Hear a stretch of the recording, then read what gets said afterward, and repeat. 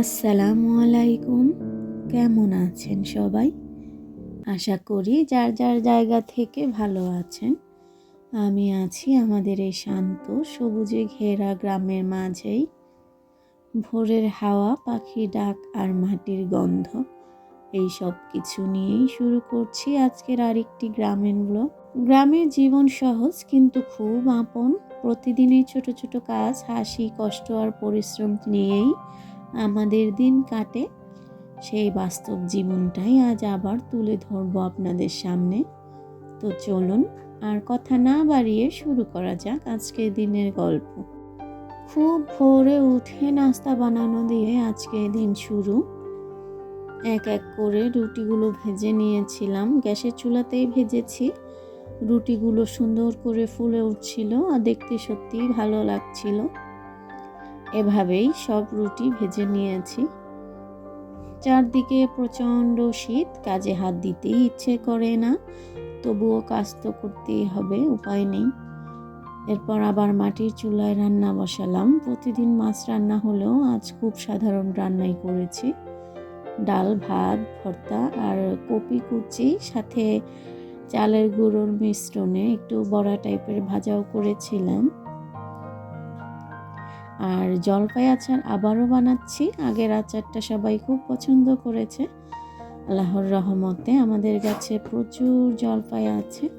সেখান থেকে কিছু পেড়ে সেদ্ধ করে কয়েকদিন শুকিয়ে নিয়ে আচারটা বানালাম।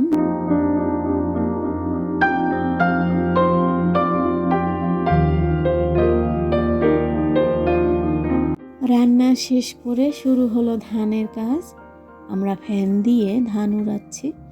ধানে অনেক পাতা আর ময়লা থাকে, এভাবে উড়ালে পরিষ্কার ধান পাওয়া যায়। তারপর সেই ধান সিদ্ধ করে শুকাতে সুবিধা হয়। এখানে কয়েকজন মিলে ধাপে ধাপে সব কাজ শেষ করেছি। নিজের কাজ নিজে হাতে করার আনন্দটাই আলাদা। আল্লাহর রহমতে আমরা আমাদের বাড়ির ধানের চাল, ভেজাল মুক্ত একদম ফ্রেশ চাল খেতে পারি। হাজার শুকরিয়া। এরপর চুলা লিপার কাজ। কাঁচা মাটি হাতে নিয়ে চুলাটা লিপে নতুন রূপ দিলাম। এই কাজটা আমার ভীষণ ভালো লাগে, খুব আগ্রহ নিয়ে করি। মাটির স্পর্শে এক অন্যরকম অনুভূতি। এখানে যারা এই মুহূর্তে ভিডিওটা দেখছেন তাদের কাছে ছোট্ট একটা রিকোয়েস্ট, ভিডিওটা লাইক দিয়ে পুরোটা দেখবেন। ভালো লাগলে সাবস্ক্রাইব করে আমার সাথেই থাকবেন। আর এই গ্রামীণ জীবন, কাজের দৃশ্য যদি আপনাদের ভালো লাগে তাহলে ফ্রেন্ডস অ্যান্ড ফ্যামিলির সাথে শেয়ার করতে পারেন।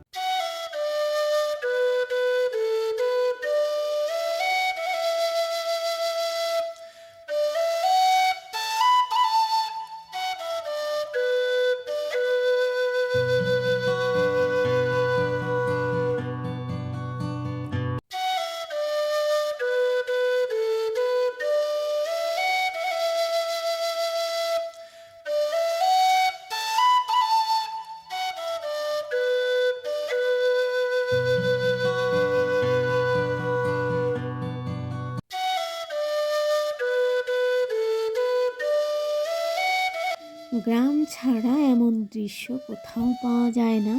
চারদিকে পাখিদের কিচিরমিচির, দলে দলে উড়ে বেড়ানো, নিজেদের ভাষায় ডাকাডাকি। আর আমরা চুপচাপ দাঁড়িয়ে শুধু দেখছি, অনুভব করছি।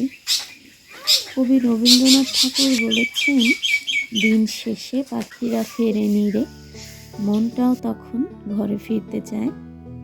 এই শান্ত মুহূর্তের মধ্যে দিয়ে আজকে দিন ধীরে ধীরে শেষের পথে। সবাই সুস্থ থাকুন এই কামনায় আজকের ব্লগ এখানেই শেষ করছি। আল্লাহ হাফেজ।